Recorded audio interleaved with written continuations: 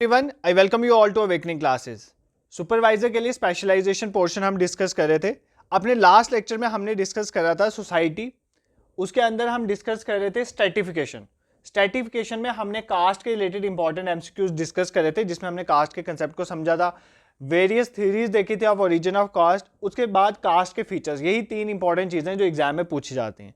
आज हम इसी तरह कुछ एमसीक्यूज के थ्रू क्लास को डिस्कस करेंगे और कुछ फीचर्स वगैरह देखेंगे क्लास के। इस टॉपिक को, कास्ट, क्लास और सोशल स्ट्रेटिफिकेशन को, आज के इस लेक्चर में हम कंक्लूड करेंगे। और at the end of the session मैंने डेफिनेशंस भी डाल दी हैं स्ट्रेटिफिकेशन की, क्लास की, कास्ट की, जो डिफरेंट ऑथर्स ने दी हुई हैं और एग्जाम के लिए वो रेलिवेंट है। ठीक है, सो बिना टाइम वेस्ट के लेक्चर को स्टार्ट करते हैं। And I am going through your comment section. और मैंने ये चीज़ नोटिस करी कि कुछ बच्चे जो हैं वो कमेंट कर रहे हैं कि सर एमसीक्यू फॉर्मेट में नहीं होना चाहिए, थ्योरी होना चाहिए, दिस दैट। देखो, मैंने आपको पूछा था और आपने एमसीक्यूज के लिए बोला था। मैंने एमसीक्यूज की तरह स्टार्ट करें, आपको मुझ पे ट्रस्ट रखना है। मुझे जो लगेगा कि थ्योरी बेस्ड आना चाहिए, मैं थ्योरी बेस्ड भी लेक्चर लाऊंगा। मोस्ट प्रोबेबली जो इसके आगे वाला लेक्चर होगा, टॉपिक होगा, मैं थ्योरी बेस्ड ही पढ़ा दूंगा, तो आपको कोई प्रॉब्लम नहीं आएगी। अगर आपको समझने में कुछ प्रॉब्लम आ रही है तो आप कमेंट सेक्शन में बोल दो, मैं समझा दूंगा। मेरे को ऐसा लगता है कि आप एमसीक्यूज जब देखोगे ना, तो आपको चीज़ें दिमाग में फिक्स होती जाएंगी। जो लास्ट यूनिट है ना आपका, वो ऑलरेडी में जो है वो थ्योरी फॉर्मेट में ही पढ़ा रहा हूँ, जो डिफरेंट स्कीम्स आ रही हैं। और इसके बाद मैं कल का लेक्चर मोस्ट प्रोबेबली जो है इसका ही नेक्स्ट टॉपिक है, वो भी थ्योरी बेस्ड ही लाऊंगा। तो जो मुझे लगेगा कि थ्योरी में कवर हो जाएगा वो थ्योरी में करेंगे, और जो मुझे लगेगा आपको एमसीक्यू दिखाने चाहिए किस तरह से आ सकते हैं, वो मैं एमसीक्यू फॉर्मेट में करवाऊंगा। पूरा टॉपिक कवर करने की कोशिश की जाएगी, आपको टेंशन लेने की जरूरत नहीं है। ठीक है, सो बिना टाइम वेस्ट के लेक्चर स्टार्ट करते हैं। The next question and the question number 7, जिसने पिछला लेक्चर नहीं देखा पहले जरूर देखना। Choose the correct answer. हमें करेक्ट आंसर इसमें से चेक करना है। ऑलरेडी ये क्वेश्चन मैंने आपको होमवर्क दिया था और बहुत से बच्चों ने करेक्ट आंसर दिया था। ए है caste system, caste system it is an open system. B कहता है class system, class system close system है। सी स्ट्रेटिफिकेशन यूनिवर्सल है। और नन। हमें बताना है करेक्ट कौन सा इनमें से। ठीक है, अगर आपको और कुछ भी नहीं आता होता, अगर सिर्फ आपको स्ट्रेटिफिकेशन वाला कंसेप्ट जो मैंने आपको समझाया था वही आता होता, मैंने आपको बोला था कि स्ट्रेटिफिकेशन क्या है। स्ट्रेटिफिकेशन का मतलब है लेयर्स, मतलब डिवीजन होना स्ट्रेटाज में या लेयर्स में। ठीक है, स्ट्रेटिफिकेशन में सोशल स्ट्रेटिफिकेशन दो मेन तरह की है, कास्ट और क्लास। मैंने आपको बोला था कि सोशल स्ट्रेटिफिकेशन जो इंपॉर्टेंट फीचर है वो क्या थे। सोशल स्ट्रेटिफिकेशन यूनिवर्सल है, ना सिर्फ इंडिया में है बट वर्ल्ड के हर कोने में स्ट्रेटिफिकेशन है। ठीक है, दूसरा मैंने फीचर बताया था, ये एक सोशल कंसेप्ट है। सोशल कंसेप्ट होने का मतलब ये कोई जीन्स की वजह से सोशल स्ट्रेटिफिकेशन नहीं होता, हमारी सोसाइटी ही सोशल स्ट्रेटिफिकेशन क्रिएट करती है, तो ये एक सोशल कंसेप्ट है। फिर मैंने आपको बताया था ये एक एंशिएंट कंसेप्ट है। जैसे एंशिएंट टाइम में चतुर्वर्णाज होते थे, स्ट्रेटिफिकेशन थी, उसके ग्रीक के टाइम में, इवन टॉलमी, इन सब के टाइम में भी स्ट्रेटिफिकेशन रहती थी, तो ये एक एंशिएंट कंसेप्ट है। फिर मैंने आपको बोलता ये एक डाइवर्स कंसेप्ट है। ठीक है, डाइवर्स कंसेप्ट है, होमोजेनिटी नहीं है, डाइवर्सिटी है स्ट्रेटिफिकेशन में। तो अगर ये चार फीचर आपने पढ़े होते तो ऑप्शन सी आपका करेक्ट आंसर यहां से निकल जाता है। स्ट्रेटिफिकेशन क्या है, यूनिवर्सल कंसेप्ट है। ठीक है, अब देखो कास्ट सिस्टम ये क्या बोल रहा है, ये गलत है। कास्ट सिस्टम ओपन सिस्टम है, नहीं भाई, कास्ट सिस्टम क्लोज सिस्टम है। अपनी कास्ट से बाहर जाने देते हैं क्या अपनी मर्जी से? अगर आपको दूसरी कास्ट में प्यार हो जाता है तो इतने इजीली तो आपके घर वाले नहीं मानते। वैसे तो इन चीज़ों में आजकल जो है वो चेंजेस आ रहे हैं, बट पहले नहीं होते थे। तो कास्ट सिस्टम जो है रूरल एरिया में अभी भी प्रिवेल करता है। कास्ट सिस्टम एक क्लोज सिस्टम है, और जो क्लास सिस्टम है बेसिकली वो ओपन सिस्टम है। ठीक है, क्लास में आप इजीली मूव कर सकते हो। लोअर क्लास से अगर आप हायर एजुकेशन अटेन करते हो, आप इकोनॉमी जनरेट करते हो, तो आप मिडिल चल जाओगे, मिडिल से अपर चल जाओगे। तो क्लास सिस्टम एक ओपन सिस्टम है, उसमें मूवमेंट है, आप मोबिलिटी है उसमें, बट कास्ट में मोबिलिटी नहीं है। ये मैंने ऑलरेडी आपको चीजें बताई थी। ठीक है, तो सिंपली ये स्टेटमेंट उल्टी कर दी, यूपीएससी वाला काम कर दिया ना, स्टेटमेंट चेंज कर दी। तो क्लास सिस्टम क्लोज सिस्टम है और क्लास सिस्टम ओपन सिस्टम है, ये चीज आपको पता होनी चाहिए। I hope this is clear to you. बाकी क्लास का कंसेप्ट आज देखेंगे, वो भी कवर हो जाएगा। Next, the caste stratification of Indian society had its origin in. जो कास्ट की स्ट्रेटिफिकेशन हुई है, मतलब डिफरेंट कास्ट के बेसिस में इंडियन सोसाइटी को डिवाइड किया गया, उसका ओरिजिन कहां से माना जाता है? चतुर्वर्ण सिस्टम से, रिलीजन से, क्लास सोसाइटी से, क्लास सिस्टम से, या पॉलिटिकल सिस्टम से? ठीक है, तो देखो मैंने ओरिजिन ऑफ कास्ट के रिलेटेड ऑलरेडी आपको डिफरेंट थ्योरीज बताई हुई हैं, बट जो मेन माना जाता है ना कि इंडियन सोसाइटी की क्लास स्ट्रेटिफिकेशन कहां से स्टार्ट हुई, वो बोला जाता है चतुर्वर्ण सिस्टम को। किसको बोला जाता है? चतुर्वर्ण सिस्टम। ऑलरेडी आपको पढ़ा चुका हूं। वर्णा सिस्टम में क्या था, बोला गया कि गॉड जो है, मतलब ब्रह्मा, ठीक है, गॉड कंसीडर किया गया ब्रह्मा को, उनके माउथ से चतुर्वर्ण सिस्टम में बोला गया कि किसका जनरेशन हुआ, ब्राह्मण का। ठीक है, ऑलरेडी मैं आपको ये चीजें बता चुका हूं। उनके जो आर्म्स हैं, बाजू से बने कौन? क्षत्रिय। ठीक है, कौन बने? क्षत्रिय। उनके जो थाइज हैं, ठीक है, उनके थाइस से किसका जन्म हुआ, उनके थाइस से बर्थ होता है वैश्यास का, और उनके जो फीट हैं वहां से किसका बर्थ होता है, फीट से बर्थ होता है शूद्रास का। तो ये 4 वर्ण है, देखो 4 है ना, इन 4 वर्ण को चतुर्वर्ण सिस्टम में एक्सप्लेन किया गया था और इसी को ओरिजिन माना जाता है कास्ट स्ट्रेटिफिकेशन का। ठीक है, I hope this is clear to you, यहां पर कोई भी आपको प्रॉब्लम नहीं होनी चाहिए। ये कुछ कास्ट के क्वेश्चन है जो हम डिस्कस कर रहे थे। Next question number 9, marriage outside once on gotra is known as, अपने ही गोत्र से बाहर शादी करने को क्या बोलते हैं, उस मैरिज को क्या बोलते हैं। ठीक है, देखो मैरिज आपके सिलेबस में टॉपिक मेंशन है, जिस दिन मैं आपको मैरिज पढ़ाऊंगा ना, मैं थ्योरी बेस्ड पढ़ाऊंगा मैरिज, मैं आपको बताऊंगा कितनी तरह की शादियां होती हैं, आप कंफ्यूज ही हो जाओगे इतनी शादियां होती हैं। तो देखो यहाँ पर सिंपल सा क्वेश्चन है, अगर आप अपने ही गोत्र के बाहर शादी करते हो तो उस मैरिज को क्या बोलते हैं। गोत्र बेसिकली कॉ पेन के लिए यूज होता है। अगर आप हिंदू माइथोलॉजी को पढ़ते हो, हिंदुइज्म को डिस्कस करते हो, तो जहां पर पहले जो लोग होते थे बेसिकली वो कैटल्स पे फीड करते थे ना, बहुत सारे कैटल्स रखते थे, गाय रखते थे, वो जिस जगह गाय को बांधते थे ना, फॉर एग्जांपल एक जगह है वहां पर एक शेड है, वहां पर जो जो लोग गाय बांधता था वो सारे एक गोत्र में कंसिडर किए जाते थे। ठीक है, तो उस बेसिस में गोत्र स्टार्ट हुआ था। इतना डीप आपने नहीं जाना, आपने सिर्फ याद रखना गोत्र कॉपैन के रिलेटेड है। अब कहा जाता है कि जब अपनी गोत्र से बाहर अगर आप शादी कर रहे हो तो उसको क्या बोलते थे, सगोत्र एक्सोगैमी, स्पिंड एक्सोगैमी, मोनोगैमी या पॉलीगैमी। ठीक है, इन दोनों के नाम आपने सुने ही होंगे बट इन दोनों के नहीं सुने होंगे। इसका क्वेश्चन का आंसर है ए। आप ऐसे भी मार्क कर सकते हैं, देखो यहाँ पे सगोत्र लिखा हुआ है तो मतलब गोत्र के रिलेटेड है। एक्सोगैमी होता है जब अपने से बाहर आप कुछ करते हो, अगर आप मैरिज अपने से बाहर कर रहे हो एक्सोगैमी। जैसे मैंने अभी आपको बताया कास्ट क्या होता है, कास्ट एंडोगैमस होता है। क्या होता है, एंडोगैमस, मतलब कास्ट में आप बाहर नहीं जाते हो, आप अपने में रहते हो। बट क्लास में एक्सोगैमस होता है, आप बाहर जा सकते हो, क्लास में आप बाहर जा सकते हो, मतलब एक क्लास से दूसरी क्लास में जा सकते हो, शादी भी कर सकते हो। बट कास्ट में ऐसा नहीं होता, कास्ट में रिजिड होता है थोड़ा। ठीक है, तो बेसिकली जब आप अपने गोत्र से बाहर मैरिज करते हो दैट इज नोन एज सगोत्र एक्सोगैमी। ठीक है, क्या याद रखना है, उसको क्या बोलते हैं, सगोत्र एक्सोगैमी। फॉर एग्जाम्पल मैं अगर बता देता हूँ, ब्राह्मण में there are different types of gotra, for example Shandar gotra, Bhargava गोत्र, ठीक है, और भी पराशर गोत्र, कुछ ऐसे गोत्र होते हैं। अगर आप एक गोत्र से दूसरे गोत्र में शादी करते हो दैट इज नोन एज सगोत्र एक्सोगैमी। तो अपने गोत्र में शादी नहीं करनी चाहिए, ये बोला गया है हिंदुइज्म में, तो इसलिए सगोत्र एक्सोगामी को प्रमोट किया जाता है, अपने गोत्र से बाहर शादी करनी चाहिए। ठीक है, I hope this is clear to you. अब स्पिंड एक्सोगामी क्या है, एक्सोगामी मतलब बाहर शादी करनी है, पिंड की बात हो रही, इसका मतलब अपने पिंड से बाहर शादी करनी है।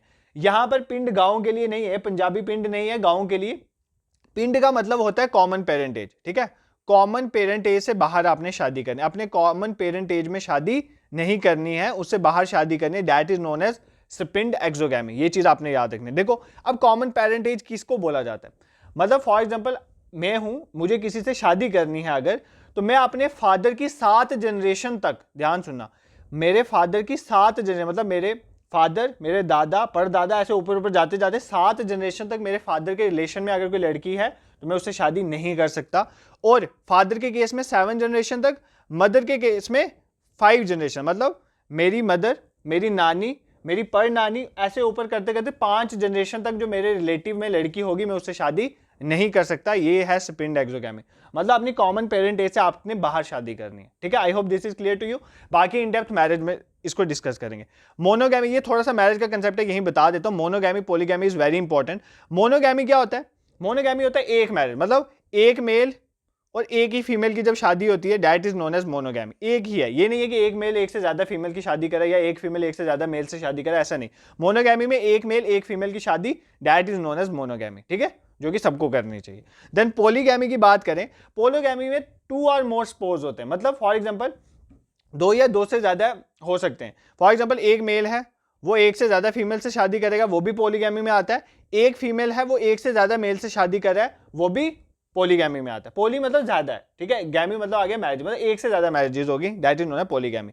अब पॉलीगैमी को हम 2 पार्ट में डिवाइड कर देते हैं। ठीक है, एक आ जाता है, ध्यान से सुनो इस कंसेप्ट को, एक आ जाता है पॉलीएंड्री। एक पेन नोटबुक लेके बैठा करो, ये सब लिखा करो जो मैं पढ़ाता हूं। एक आ गया पॉलीएंड्री, दूसरा आ गया पॉलीगाइनी। क्या आ गया, पॉलीगाइनी। ये चीजें याद रखनी है, मैरिज में ये सब पढ़ाना है, वापस रिवाइज होगा। ठीक है, मैं पूछूंगा वहां पर आपको। पॉलीगैमी 2 पार्ट में होगी, पॉलीएंड्री, एक आ गया पॉलीगैनी। देखो पॉलीगैमी क्या, एक से ज्यादा मैरिजेस। अब देखो अगर एक फीमेल एक से ज्यादा मेल से शादी करती है, मतलब एक मेल ये हो गया इसका हस्बैंड, एक मेल ये भी इसका हस्बैंड हो गया, एक मेल ये भी, मान लेते 2 से ज्यादा, अगर मतलब एक से ज्यादा शादियां करती है, 2 शादियां करती है, 3 4, एक फीमेल जब एक से ज्यादा शादियां करेगी that is known as polyandry. अगर एक मेल एक से ज़्यादा शादियां करेगा, मतलब पहले ये फीमेल थी, देन फिर ये फीमेल आ गई, देन ये फीमेल आ गई, उसको बोलते हैं पॉलीगाइनी। क्या बोलते हैं? पॉलीगाइनी। ठीक है, ये चीज़ें आपने सब पढ़ी हुई हैं, बट आपने बस नाम याद रखना है इनको बोलते क्या है। तो मोनोगैमी एक मेल एक फीमेल की शादी, पॉलीगैमी में दो आ जाती है, पॉलीएंड्री मतलब एक फीमेल एक से ज़्यादा मेल से शादी करे, दैट इज पॉलीएंड्री। एक मेल एक से ज़्यादा फीमेल से शादी करे, that is known as polygyny. इसमें कुछ मुश्किल नहीं है। अगर नहीं समझ आया, मैरिज जब पढ़ेंगे तो इसको इन डेप्थ हमने डिस्कस करना है, हर तरह की मैरिज को कवर करें। अभी तो मैंने इंपॉर्टेंट आपको गोत्र वाला कंसेप्ट जो है वो यहां पर बता दिया। Moving towards question number 10। अब धीरे धीरे हम क्लास वाले टॉपिक पे मूव करेंगे। ठीक है, मैं अभी आपको क्लास पूरा समझाऊंगा, फिर सारे क्वेश्चन क्लास के कवर करेंगे। पहले एक क्वेश्चन ये बता देता हूं, क्योंकि कार्ल मार्क्स का ये कंसेप्ट मैंने ऑलरेडी आपको पढ़ाया हुआ है। The term bourgeois and proletariat. ठीक है, बोर्जियस और प्रोलिटरेट का कंसेप्ट जो है किसने दिया था? ठीक है, मार्क्स वेबर ने, कार्ल मार्क्स ने, अगस्त कॉम्टे ने या डर्कहाइम ने। देखो ऑलरेडी मैंने आपको बता दिया, ये कंसेप्ट दिया था कार्ल मार्क्स ने। मैंने आपको बोला है कि कार्ल मार्क्स जहां पर भी कंफ्लिक्ट की बात आएगी कार्ल मार्क्स जी आएंगे। इन्होंने क्लास कंफ्लिक्ट थ्योरी दी थी। क्या दी थी? Class conflict theory. इसने बोला था कि जो क्लास है उनमें कंफ्लिक्ट हो रहा है। इसने कौन सी क्लास बोली थी? इसने बोलता दो क्लास हैं, एक है वर्किंग क्लास, ठीक है, वर्किंग क्लास जो काम करने मतलब लेबर क्लास आ गई, वर्किंग क्लास, उसको बोला इसने प्रोलिटरेट, और जो अपर क्लास जिसको कैपिटलिस्ट क्लास बोलते हैं उसको बोला था इसने बोर्जियस। ठीक है, कैपिटलिस्ट क्लास को क्या बोला? बोर्जियस। इसने बोला कि कैपिटलिस्ट जो है वो डोमिनेंट शो करते हैं वर्किंग क्लास के ऊपर, वर्किंग क्लास को उनके साथ कन्फ्लिक्ट करना चाहिए, उनका और कैपिटलिस्ट का कन्फ्लिक्ट है उनको हटाना चाहिए। तो यहाँ से क्लास कन्फ्लिक्ट थ्योरी स्टार्ट हुई और यहाँ पर जाके आगे कार्ल मार्क्स का मार्क्सिज्म और कम्युनलिज्म का कंसेप्ट यहाँ से आता है। तो Karl Marx is associated with class conflict theory, proletariat working class का एसोसिएट है और बोर्जियस कैपिटलिस्ट क्लास का एसोसिएट है। ये ऑलरेडी भी मैंने पढ़ाया, इसलिए मैंने आपको ये पहले क्वेश्चन डाल दिया। ठीक है, I hope this is clear to you. Moving towards next question on class. Which of the following is a feature of class system? इनमें से कौन सा फीचर है क्लास सिस्टम का? भाई पहले क्लास समझ लो, देन क्लास सिस्टम के फीचर देख लेते हैं। देखो थ्योरी क्या होती है, अब ये मैंने आपको एमसीक्यू पढ़ाया ना, और यहाँ पर मैं जब रुक जाता हूँ और आपको ये एक्सप्लेन करता हूँ, वो थ्योरी तो होती है। ठीक है, बट आपको चाहिए जैसे लाइंस की फॉर्म में लिख के देना है, तो वो उसमें मत जाया करो, आपको ये भी साथ साथ देखने के क्वेश्चन किस तरह से आएंगे। ठीक है, इसलिए एमसीक्यूज भी बहुत इंपॉर्टेंट, मुझे तो लगता है एमसीक्यूज ज्यादा इंपॉर्टेंट है। आई डोंट थिंक आपको क्यों ये चीज समझ नहीं आ रही, बट एमसीक्यूज के वे मेरा क्या है, मैं तो theory is very simple, MCQs frame करना, उसके ऑप्शंस डालना is difficult task for my team, but theory easily वो बना सकते हो और मैं भी डिक्टेट करके चल जाऊंगा। बट मुझे लगता है MCQs are more beneficial to you, but अगर आपको उसमें ज्यादा मजा आएगा तो वो भी ले आएंगे। ठीक है, हमें तो पढ़ाना है आपको। तो विच of the following is a feature of class system हम देखेंगे। सबसे पहले क्लास को समझते हैं। देखो जैसे कास्ट एक इंपॉर्टेंट पार्ट है ना सोशल स्ट्रेटिफिकेशन का, वैसे क्लास भी एक इंपॉर्टेंट पार्ट है सोशल स्ट्रेटिफिकेशन का। क्लास भी यूनिवर्सल है, जैसे कास्ट यूनिवर्सल है ना, खाली एक जगह पे नहीं है, कास्ट क्लास भी यूनिवर्सल है। ठीक है, तो क्लास सिर्फ इंडिया में नहीं है, क्लास बाहर भी एग्जिस्ट करती है, ये चीज आपने याद रखनी है। और क्लास मोस्टली जो क्लास है ना वो होती है मॉडर्न सिविलाइज्ड कंट्रीज में, जैसे यूएसए, यूके, जितनी भी मॉडर्न सिविलाइज्ड कंट्रीज हैं हमारे पास, उन सब में क्लास का कंसेप्ट है। ठीक है, क्लास का कंसेप्ट है। देखो जो क्लास है ना, ध्यान से सुनो, क्लास जो है ना वो ज्यादातर कंसेप्ट है रिलेटेड टू इकोनॉमी या ऑक्यूपेशन के रिलेटेड है, मतलब आपकी इकोनॉमी मतलब कितनी है, आप कितना कमाते हो या आप क्या काम करते हो, उसके बेसिस में बेसिकली क्लास का कंसेप्ट है। कास्ट जैसे है ना, जैसे कास्ट है, कास्ट रिजिड है बट क्लास ओपन है। मैंने कितनी बार आपको बता दिया कि क्लास में क्या, फॉर एग्जांपल एक है लोअर क्लास, ठीक है, फैमिली से बिलोंग करता है, ठीक है, लो क्लास से फैमिली से बिलोंग करता है, एक मिडिल क्लास से बिलोंग करता है, हम सब लो क्लास, मिडिल क्लास या अपर क्लास से ही बिलोंग करते हैं। ठीक है, अब जो लो क्लास से बिलोंग करता है वो फाइनेंशियल बेसिस में ही बता रहे हैं ना, उसके बाद फाइनेंशियल रिसोर्सेज कम है, प्रिविलेज कम है, बट मिडिल क्लास के बाद थोड़ी ज्यादा है, बट अपर क्लास के बाद बहुत ज्यादा है। तो बेसिकली यहाँ पर क्लास का कंसेप्ट जो है मोर और लेस रिलेटेड टू इकोनॉमी है, ये चीज याद रखना, ऑक्यूपेशन। बट कास्ट में ऐसा नहीं है, कास्ट का इकोनॉमी का कंसेप्ट नहीं है, कास्ट तो मतलब रिलीजन के साथ भी कुछ ना कुछ एसोसिएटेड है, क्लास का रिलीजन के साथ इतना लेना देना नहीं होता, ये चीज आपने याद रखनी है। ठीक है, I hope this is clear to you. अब देखो ये जो लो क्लास है इसमें कौन आ जाते हैं, for example labourer, lower class में आपको पता है लेबरर वगैरह आ जाते हैं। मिडिल क्लास में कौन आ जाते हैं, मिडिल क्लास में मतलब मैक्सिमम लोग हम में से मिडिल क्लास के होंगे, जैसे टीचर आ गया, जैसे कोई नर्स आ गया, कोई स्मॉल बिजनेसमैन आ गया, वो मिडिल क्लास में। अपर क्लास में कौन आ जाते हैं, जैसे प्रोमिनेंट पॉलिटिशियन, एग्जीक्यूटिव्स आ गए, सेलिब्रिटीज आ गई जो, ठीक है, इंपॉर्टेंट, ये सारे किसमें आ जाते हैं, अपर क्लास में। तो बेसिकली अपर क्लास के लोगों में वेल्थ ज्यादा होगी, इनकम ज्यादा होगी, इनके सोशल प्रिविलेज ज्यादा होंगे, तो इस बेसिस में इसको डिवाइड किया जाता है। बट मैं आपको एक चीज बता दूं, class is an open system, ये याद रखना, क्लास एक ओपन सिस्टम है, यहाँ पर ये नहीं है कि आप लो क्लास के हो तो लो क्लास में ही रहोगे, नहीं भाई, कास्ट वाला कंसेप्ट यहाँ पर नहीं है। अगर आप लो क्लास के हो, आप ज़्यादा इनकम जनरेट करते हो, आप मिडिल में जाओगे, देन आप अपर में जाओगे। तो यहाँ पर मोबिलिटी है, तो इन चीज़ों का आपने याद रखना है, ठीक है। प्रोग्रेसिव है क्लास, यहाँ पर मोबिलिटी है। आई होप आपको क्लास समझ आया होगा। जैसे अरिस्टोटल ने कहा था ना कि मैन एक सोशल एनिमल है, इसी तरह कार्ल मार्क्स साहब ने पता क्या कहा? कार्ल मार्क्स साहब क्लास के साथ बहुत एसोसिएटेड है। कार्ल मार्क्स ने कहा है man is a class animal. तो एग्जाम में अगर आ रहा है ना man is a class animal, किसने कहा है? तो वो कार्ल मार्क्स ने कहा है। यही छोटी छोटी चीजें एग्जाम में आ जाएंगी और आप बोलोगे पढ़ाया नहीं था। क्यों? क्योंकि आप पेन नोटबुक लेके साथ लिख नहीं रहे थे, ठीक है। क्योंकि लेक्चर तो आप एग्जाम से पहले नहीं देखोगे ना बार बार, एटलीस्ट ज्यादा से ज्यादा 2 बार तो मैं आपको रिकमेंड करूंगा ये लेक्चर जरूर देखना पेपर से पहले, एक आज और एक दूसरी बार। बट पहली बार में ही नोट्स बना लो इसके, जो मैं बोल रहा हूँ साथ साथ लिखते चलो, ठीक है। तो यहाँ पर क्या लिख रहा हूँ इससे ज़्यादा इंपॉर्टेंट है मैं बोल क्या रहा हूँ, तो वो एग्जाम में पूछा जा सकता है और आपका कंसेप्ट भी एक बार डेवलप हो जाएगा। अपनी लैंग्वेज में लिख लोगे तो देखो रिवीजन में आपको बहुत हेल्प मिलेगी। अब क्लास तो हमें समझ आ गया सर, अब फीचर्स देख लेते हैं क्लास सिस्टम के। क्या क्या फीचर? सबसे पहली बात, क्लास सिस्टम एक ओपन सिस्टम है, ये तो मैंने आपको बता दिया। इसमें कोई रिजिडिटी नहीं है, आप अपनी क्लास से बाहर शादी करो, अपनी एक क्लास से दूसरी क्लास में मूव करो, सब कुछ कर सकते हो, ठीक है। ये एक अचीव स्टेटस है, ये भी ठीक है, अचीव्ड, आप अचीव कर सकते हो। मिडिल क्लास आप अचीव कर सकते हो, अपर क्लास भी आप अचीव कर सकते हो। भाई निकालो आईएएस बनो, ठीक है, आ गए हो ना एग्जीक्यूटिव में, ब्यूरोक्रेट बन गए, ठीक है, पॉलिटिशियन बनो, भाई अचीवेबल है। अगर एक टी स्टार वाला पीएम हो सकता है इंडिया का, तो भाई क्लास अचीवेबल है ना, तो इसका मतलब अचीव्ड स्टेटस है, यहाँ पर आप अचीव कर सकते हो। इसमें कोई रिजिड और जैसे कास्ट वाला सिस्टम है वहां पर नहीं है। यूनिवर्सल, ये तो मैंने आपको ऑलरेडी बताया, क्लास सिर्फ इंडिया में नहीं है, ये तो मॉडर्न जितनी भी इवन सिविलाइजेशन है सब में जो क्लास का कंसेप्ट है वो देखा जाता है। क्लास एक एक्सोगेमस ग्रुप है, मतलब आप अपने से बाहर जा सकते हो, एंडोगेमस नहीं है। कास्ट जैसे एंडोगेमस है ना, अपने में रहता है, अपनी कास्ट में रहता है, ये एक्सोगेमस है, ये याद रखना। क्लास जो है वो प्रोग्रेसिव है। ये वर्ड जो मैं बोल रहा हूँ ना, ये ध्यान से नोटबुक में लिख लो। प्रोग्रेसिव मतलब मेंबर को फ्रीडम है, वो मूव कर सकता है, मतलब सोशल मोबिलिटी है, यहाँ पर आप मूव कर सकते हो। मैंने आपको सोशल मोबिलिटी पढ़ाया था। क्लास जो है इकोनॉमिक ग्रुप है, ठीक है, इसका कोई रिलीजन के साथ इतना लेना देना नहीं है, ठीक है, ये इकोनॉमिक ग्रुप है। इसको सेकुलर बोला जाता है, ठीक है, जैसे कास्ट रिलीजन के साथ एसोसिएट है, जैसे वर्ना सिस्टम के साथ रिलीजन के साथ जोड़ रहे हैं उसको, बट क्लास को किसी रिलीजन के साथ नहीं जोड़ा जाता, ये एक सेकुलर ग्रुप है, ठीक है। सेकुलर होता है जो रिलीजन से बाहर हो, ठीक है। आई होप आपको क्लास के इंपॉर्टेंट फीचर्स जो है वो समझ आ गए होंगे। This question is clear to you. Moving towards question number 12, dash a social class. ये कोई बोल रहा है कि किसी ने डेफिनेशन दी हुई है सोशल क्लास की। क्या डेफिनेशन है? अ social class is a category, social class एक कैटेगरी है या ग्रुप या पर्सन है having a definite status in society. उनका कोई डेफिनेट स्टेटस है, भाई ये अपर क्लास का है, ठीक है, डेफिनेट स्टेटस है जो परमानेंटली डिटरमाइन करता है इनका रिलेशन टू अदर ग्रुप। भाई आप जिस क्लास में हो आपका रिलेशन जो है वो डिटरमाइन होगा आपकी क्लास के बेस में। आप अपर क्लास के हो, आप लो क्लास का रिलेशन बनाओगे नहीं, बहुत कम बनाओगे, ठीक है। तो मतलब यहाँ पर यही बोल रहा है कि सोशल क्लास या कैटेगरी या ग्रुप या पर्सन है जिनका एक स्टेटस है सोसाइटी में, डेफिनेट है, और जो परमानेंटली उनकी पोजीशन डिटरमाइन करता है अदर ग्रुप के साथ, क्योंकि किस तरह से वो दूसरे ग्रुप के साथ रिलेट होंगे। ये किसने कहा था? वेबर ने, गिस्बर्ट ने, मैकाइवर ने, या पेज ने, या ऑकबर्न ने? किसने कहा था कि क्लास की डेफिनेशन? ये क्लास की डेफिनेशन दी हुई है गिस्बर्ट ने। इस लेक्चर के एंड में मैंने क्लास, सोशल स्ट्रैटिफिकेशन, कास्ट, तीनों की इंपॉर्टेंट डेफिनेशन किस किसने दी हुई है थिंकर ने, वो डाल दी हुई है। पीडीएफ में टेलीग्राम में शेयर कर दूंगा, वहां से आपने खुद पढ़ लेनी है। बस थोड़ा थोड़ा आइडिया याद रखना किसने कौन सी डेफिनेशन दी हुई है, ताकि एग्जाम में आए तो आप मार्क कर पाओ ये डेफिनेशन किसने दी, क्योंकि एग्जामिनर क्या पता कौन सी डेफिनेशन पूछ ले, ठीक है, हम प्रेडिक्ट नहीं कर सकते, ठीक है। किसने बोला था सोसाइटी एक वेब है सोशल रिलेशनशिप का, ठीक है, ये डेफिनेशन बहुत इंपॉर्टेंट है। एक वेब ऑफ सोशल रिलेशनशिप्स है मैकाइवर की, ये याद रखना। इसी तरह कुछ धीरे धीरे याद हो जाएंगे, मुझे भी नहीं आती थी, अब देखो मैं पढ़ाते पढ़ाते मुझे भी याद हो रही। नेक्स्ट क्वेश्चन में 13 पे मूव करते हैं। Dash poverty is the condition in which people lack the minimum amount of income needed in order to maintain the average standard of living in the society in which they live.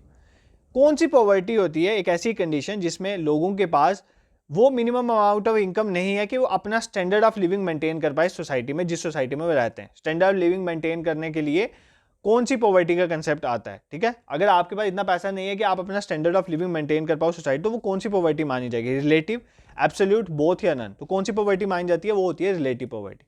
Absolute is an extreme form of poverty.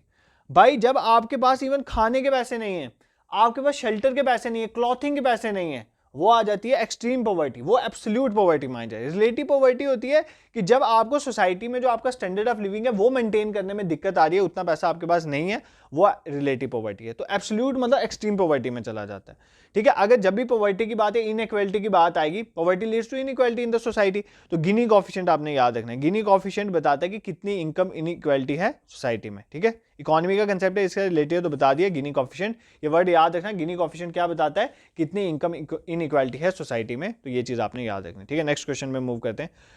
Which theory argues that gender plays a crucial role in shaping social stratification? कौन सी theory ये बताती है कि gender एक important role play करता है कि social stratification किस तरह से होगी। जेंडर इंपॉर्टेंट रोल प्ले करता है, जेंडर की बात हो रही है, ठीक है, male female gender. Functionalist theory, Weber's theory, feminist theory, conflict theory. थोड़ा भी दिमाग लगाओ ना, जेंडर के रिलेटेड फेमिनिस्ट थ्योरी है, तो इसी का आंसर फेमिनिस्ट थ्योरी है। फेमिनिस्ट थ्योरी क्या है, आप सबको पता है, फेमिनिज्म। सभी आप फीमेल ये लेक्चर देख रहे हो तो फेमिनिस्ट थ्योरी के बारे में आपको तो मेरे से ज़्यादा ही पता होगा। फेमिनिज्म का कंसेप्ट या फेमिनिस्ट थ्योरी में ये बोला गया है कि जो हमारी सोसाइटी है ना वो पेट्रियार्कल सोसाइटी है। पेट्रियार्कल और मैट्रियार्कल, चलो ये वर्ड भी रिपीट होंगे बार बार, तो पेट्रियार्कल और मैट्रियार्कल लिख देता हूँ एक बार। पेट्रियार्कल सोसाइटी वो सोसाइटी होती है जहाँ पर फादर मतलब जो मेल है उसकी डोमिनेंस होती है, और मैट्रियार्कल में वुमेन की डोमिनेंस होती है, ठीक है। मैट्रियार्कल में वुमेन डोमिनेंस सोसाइटी होती है, पेट्रियार्कल जो है फादर डोमिनेंट सोसाइटी होती है। अब देखो जो पेट्रियार्कल सोसाइटी है, फेमिनिस्ट थ्योरी ये कहती है कि जो सोसाइटी है ना वो पेट्रियार्कल है, मतलब मेल की डोमिनेंस है, मेल प्रिविलेज्ड है और वो ऑप्रेस करते हैं फीमेल को, इसलिए फीमेल को हमें सपोर्ट करना चाहिए। ये फेमिनिज्म का कंसेप्ट है, फेमिनिस्ट थ्योरी है, ठीक है। आई होप ये आपको समझ आई, ये आप सबको पता है, इसमें इतना बताने की जरूरत नहीं है। नेक्स्ट जो है फंक्शनलिस्ट थ्योरी, मैं ऑलरेडी आपको बता चुका हूं। फंक्शनलिस्ट थ्योरी के साथ इंपॉर्टेंट पर्सन जो एसोसिएटेड है, इमाइल डर्कहाइम, इमली डर्कहाइम भी कुछ बोलते हैं इनको, बट इमाइल डर्कहाइम इनको बोला जाता है। तो ये जो है फंक्शनलिस्ट थ्योरी के साथ एसोसिएटेड है। ये क्या कहते हैं कि जो इंस्टीट्यूशन है, different institution, for example family एक इंस्टीट्यूशन है, स्कूल एक इंस्टीट्यूशन है, एजुकेशन एक इंस्टीट्यूशन है, तो जो डिफरेंट इंस्टीट्यूशंस हैं हर एक का अपना यूनिक फंक्शन है, ठीक है। देखो फैमिली का अपना फंक्शन है, एजुकेशन में अपना, स्कूल का फंक्शन है, बट है उनका अपना यूनिक फंक्शन है, बट वो इंटरडिपेंड है एक दूसरे पे for performance of various function. तो डिफरेंट फंक्शंस की परफॉर्मेंस के लिए एक दूसरे पे वो डिपेंड है सबके यूनिक फंक्शन है। फॉर एग्जांपल देखो जैसे एजुकेशन एक सिस्टम है, एजुकेशन क्या है, एक सिस्टम है, इंस्टीट्यूशन है, बट एजुकेशन फैमिली में डिपेंड करता है यार। बच्चे की जो बचपन में जो परवरिश होगी, जो उसको एजुकेशन मिलेगी, वही तो उसका फ्यूचर डिसाइड करेगी, करती है ना। तो फैमिली यहाँ पे एक इंपॉर्टेंट रोल कर रही है। अगर आपका बच्चा स्कूल जा रहा है, वो स्कूल जाके पढ़ रहा है, बट घर पे कोई फैमिली में पूछ भी नहीं रहा है, तो फैमिली तो डिटरमाइन करेगी ना उसका एजुकेशन वाले इंस्टीट्यूशन को। इसका मतलब है तो दोनों के यूनिक फंक्शन है, बट आपस में ये इंटरकनेक्टेड है। तो फंक्शनलिस्ट थ्योरी ये एक्सप्लेन करती है, मतलब हर एक इंस्टीट्यूशन का, फैमिली इज एन इंस्टीट्यूशन, इस तरह डिफरेंट इंस्टीट्यूशन है, रिलीजन में भी इंस्टीट्यूशन है, हर एक इंस्टीट्यूशन का अपना फंक्शन है, बट डिफरेंट इंस्टीट्यूशन आपस में इंटरकनेक्टेड है। ये चीज़ आपने याद रखनी है। कन्फ्लिक्ट थ्योरी कितनी बार पढ़ा दिया यार, कार्ल मार्क्स कन्फ्लिक्ट थ्योरी की बात जब भी आएगी, कार्ल मार्क्स साहब को याद कर लेना, एंड एंजल्स, ठीक है। तो ये इंपॉर्टेंट नेम्स है। मैक्स वेबर ने भी जो conflict, basically max conflict theory class के साथ एसोसिएट है, क्लास कन्फ्लिक्ट थ्योरी। वेबर जो है, मैंने आपको बोलता ये भी क्लास कन्फ्लिक्ट थ्योरी है। वेबर ने जो एक्सपैंड करा था, यही जो कार्ल मार्क्स की मार्क्सिस्ट थ्योरी थी ना, क्लास कन्फ्लिक्ट वाली, इसी को एक्सपैंड करा था। किसने एक्सपैंड करा था? वेबर ने। वेबर ने क्या कहा था कि जो सोशल स्ट्रेटिफिकेशन है ना, इसके 3 इंटरकनेक्टेड एस्पेक्ट है, मतलब 3 चीजें आपस में इंटरकनेक्टेड है सोशल स्ट्रेटिफिकेशन में। क्या? Class, status and power. अगर आपकी क्लास ऊंची है, आपका स्टेटस सोसाइटी में बड़ा होगा, आपके पास पावर डोमिनेंस ज्यादा होगी। तो मार्क्सिस्ट का जो कंसेप्ट था कार्ल मार्क्स का, इसी को एक्सपैंड करा था मैक्स वेबर ने, इसलिए इसको वेबर थ्योरी कहा जाता है, ठीक है। I hope this is clear to you, तो इसमें कोई डाउट नहीं होना चाहिए। Next and the last question for today's, देखो एक लास्ट क्वेश्चन है, इसको डिस्कस करेंगे। अब देखो आपका ना, हम कास्ट पढ़ रहे हैं, हम देख रहे हैं डिस्क्रिमिनेशन देख रहे हैं, हम क्लास देख रहे हैं, तो भाई कॉन्स्टिट्यूशन में जो भी है ना क्लास कास्ट के रिलेटिव, एग्जाम में पूछा जा सकता है, ठीक है। ये मैं आपको क्लियर कट बोल दूं। अब मैंने आपका सिलेबस ध्यान से देखा था, बट मैं भूल गया हूं कि आपके सिलेबस में पॉलिटी है या नहीं है। अगर तो पॉलिटी है फिर तो कोई दिक्कत नहीं है, पॉलिटी के लेक्चर्स ऑलरेडी पढ़े हुए हैं, वहां पर प्लेलिस्ट जाके देखना, इंडियन पॉलिटी या इंडियन कॉन्स्टिट्यूशन करके, वहां पे मैंने फंडामेंटल राइट दिस दैट पढ़ाया हुआ सारा अच्छे से, तो वो तो लेक्चर जरूर देखना। अगर नहीं भी मेंशन है तब भी सिलेबस में जो फंडामेंटल राइट्स मैंने पढ़ाए हुए ना इंडियन कॉन्स्टिट्यूशन के, उनको जरूर देख लें कि फंडामेंटल राइट्स में राइट टू इक्वालिटी में जो इंपॉर्टेंट राइट्स है ना वो कास्ट और क्लास के रिलेटेड है, तो एग्जाम में पूछे जा सकते हैं। तो एबोलिशन ऑफ अनटचेबिलिटी, छुआछूत को खत्म करना। फॉर एग्जाम्पल पहले अनटचेबिलिटी होती थी ना, ये लोअर क्लास का है, अगर इसने किस कुएं से पानी पी लिया हम नहीं पिएंगे, इसको टच नहीं करना है, that is known as untouchability. ठीक है, अभी करोगे तो ऑफेंस है। ठीक है, तो अनटचेबिलिटी मत करना। Abolition of untouchability deal with which article of Indian constitution, तो इंडियन कॉन्स्टिट्यूशन के कौन से आर्टिकल के साथ अनटचेबिलिटी डील करता है? आर्टिकल 15, आर्टिकल 338, 338, आर्टिकल 17 या आर्टिकल 16। तो कौन से आर्टिकल के साथ अनटचेबिलिटी डील करता है? आर्टिकल 17 के साथ। 14 से 18 तक आर्टिकल हैं जो फंडामेंटल राइट्स हैं राइट टू इक्वालिटी के रिलेटेड, उसमें आता है आर्टिकल 17 अनटचेबिलिटी के साथ डील करता है, अनटचेबिलिटी आप नहीं कर सकते। ठीक है, article 15 is also very important for exam. Article 15 में ये होता है कि आप किसी के साथ डिस्क्रिमिनेशन नहीं कर सकते, किसी के साथ भेदभाव नहीं कर सकते on the basis of religion. उसका रिलीजन अलग है तो आप उसके साथ भेदभाव नहीं कर सकते। एक्सेप्शन है यहाँ पर, रेस के साथ अगर किसी का अलग है, 5 चीजें यहाँ पर डिफाइन करी गई हैं। कास्ट, देखो कास्ट आ गया ना, सेक्स या प्लेस ऑफ बर्थ, इन 5 चीजों के बेसिस में आप किसी के साथ भी कोई भी डिस्क्रिमिनेशन नहीं कर सकते, हमारे कॉन्स्टिट्यूशन में क्लियरली बोला गया आर्टिकल 15 में। ठीक है, आर्टिकल 16 जैसे देख लो, आर्टिकल 16 में बोला गया हर पर्सन को इक्वल अपॉर्चुनिटी दी जाएगी एम्प्लॉयमेंट में। ठीक है, तो इन डेप्थ मैंने वहां पर पढ़ाया, कवर कर लो। आर्टिकल 338 इज वेरी इंपॉर्टेंट, इसी शेड्यूल कास्ट को, ताकि अनटीचेबिलिटी ये चीजें खत्म हो, इसलिए एक कमीशन बनाया गया था, that is known as national commission for schedule caste. ठीक है, 338। इसी तरह 338 ए या बी में है national commission for schedule type, तो हमें शेड्यूल कास्ट का पता होना चाहिए, आर्टिकल 338 में। ठीक है, इसी तरह कुछ एक्ट भी आए थे, जैसे अनटचेबिलिटी ऑफेंसेस एक्ट। कौन सा एक्ट है? अनटचेबिलिटी। अनटचेबिलिटी एक ऑफेंस है, इसके रिलेटेड एक एक्ट आया था। कब आया था? 1956। डेट याद कर लो। अनटचेबिलिटी को क्राइम घोषित किया गया था, इसके रिलेटेड कुछ जो है सजा वगैरह बताई गई थी। एक और एक्ट है कास्ट डिसएबिलिटी रिमूवल एक्ट। ठीक है, caste disability removal act, exam में पूछ सकता है ये एक्ट कब आया था, तो कास्ट डिसेबिलिटी रिमूवल एक्ट कब आया था? 1872 में। ये चीज भी आपने याद रखनी है। ठीक है, एक और इंपॉर्टेंट एक्ट है स्पेशल मैरिज एक्ट। ठीक है, स्पेशल मैरिज एक्ट। अब देखो ना, अब हर पर्सन अपनी कास्ट में ही मैरिज कर रहा था, तो बट भाई कास्ट से बाहर भी तो किसी को प्यार हो सकता है ना, तो उसको मैरिज करनी है तो वो कहाँ जाएगा? तो वो स्पेशल मैरिज एक्ट के अंदर शादी कर सकता है। अगर आपने अपनी कास्ट से बाहर करनी है, अपने रिलीजन से बाहर करनी है, तो स्पेशल मैरिज एक्ट है उसके लिए। ठीक है, तो ये चीजें जो है इंपॉर्टेंट कॉन्स्टिट्यूशन, देखो ना, हम पढ़ते हैं, एग्जाम में प्रॉब्लम पता है कहाँ आती है? हम सिर्फ एक ही डोमेन में चलते रहते हैं। अगर हम थ्योरी पढ़ रहे हैं ना किसी एक बुक से, हम वहीं से पढ़ते रहेंगे, भाई उसका मॉडर्न क्या चल रहा है एग्जामिनर सेट करने वाला कहीं से भी कर देगा। जेकेएसएसबी का तो पता नहीं, वो तो साइंस बोलती है 10 मार्क्स की आएगी और डाल 20 मार्क्स की देती है।